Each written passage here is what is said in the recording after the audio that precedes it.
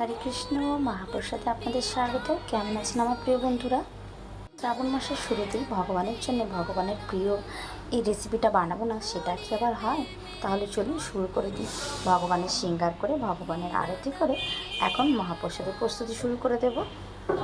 আপনারা ঠিকই আন্দাজ করেছেন, আমি আজকে ভগবানের জন্য বানাবো তালের বড়া।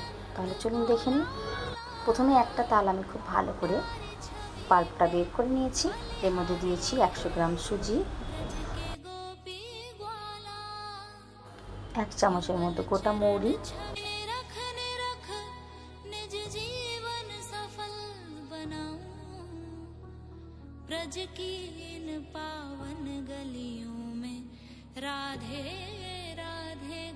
আর আমি এর মধ্যে দেব প্রায় 250 গ্রামের মতো গুড়।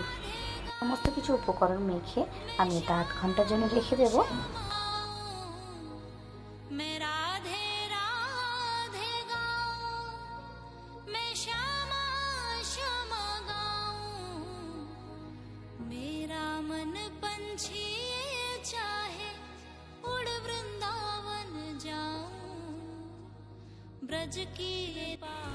কারণ গুড়টা ততক্ষণে মেল্ট হয়ে যাবে।